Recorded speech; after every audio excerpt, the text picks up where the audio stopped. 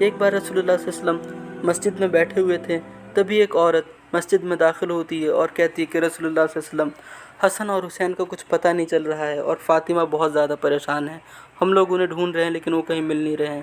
تب آپ صلی اللہ علیہ وسلم فوراً ہی مسجد سے نکل جاتے ہیں اور سارے لوگ اور جو بھی لوگ تھے وہ مدینے میں ادھر ادھر دونوں بچوں کو ڈھونڈنے لگتے ہیں۔ تب آپ صلی اللہ علیہ وسلم ایک پہاڑی پر چڑھنے لگتے ہیں جس کے دوسری طرف جنگل تھا۔ جب آپ صلی اللہ علیہ وسلم پہاڑی پر چڑھتے ہیں تو دیکھتے ہیں کہ دور 2 بچے کود رہے ہیں۔ آپ صلی اللہ علیہ وسلم اور صحابہ نزدیک جاتے ہیں تو دیکھتے ہیں کہ وہ دونوں حضرت حسن اور حسین تھے، اور ان کے سامنے ایک بہت ہی خطرناک کالا ناگ تھا جو منہ پھاڑے ہوئے تھا، اور اس کو دیکھ کر دونوں بچے بہت رو رہے تھے اور ایک دوسرے سے چمٹے ہوئے تھے۔ وہ کالا ناگ اللہ نے بھیجا تھا کیونکہ اس جنگل میں بہت سارے بھیڑیے تھے، اور اگر وہ دونوں بچے جنگل میں داخل ہوتے تب بھیڑیے ان کو نقصان پہنچا سکتے تھے، اس لیے ان کو روکنے کے لیے اللہ نے اس کالے ناگ کو بھیجا تھا۔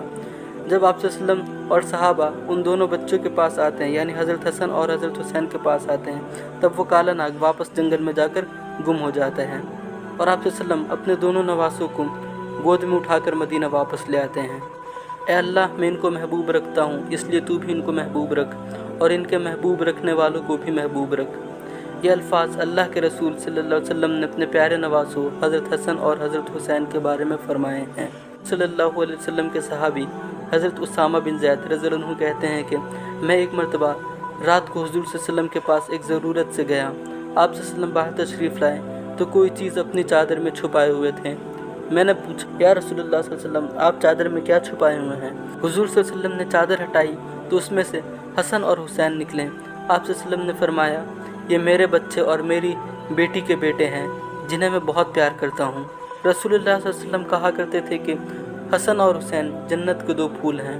اللہ کے رسول صلی اللہ علیہ وسلم کے کم سن صحابیوں میں جو خصوصیت امام حسن رضی اللہ عنہ اور حضرت امام حسین رضی اللہ عنہ کو حاصل ہے وہ کسی کو نہیں۔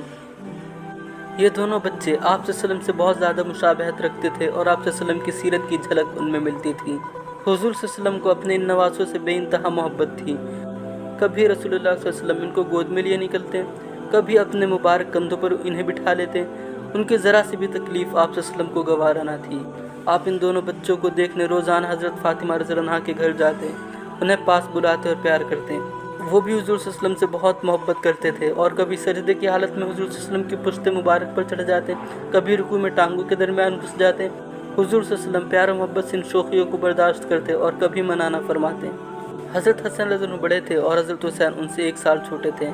حضرت حسن رضی اللہ عنہ 3 ہجری میں اور حضرت حسین رضی اللہ عنہ ان کے 1 سال بعد مدینہ میں پیدا ہوئے تھے۔ ایک بار حضرت عمر رضی اللہ عنہ حضور صلی اللہ علیہ وسلم کی خدمت میں حاضر ہوئے تو دیکھا کہ امام حسین رضی اللہ عنہ حضور صلی اللہ علیہ وسلم کی پیٹھ پر سوار ہیں۔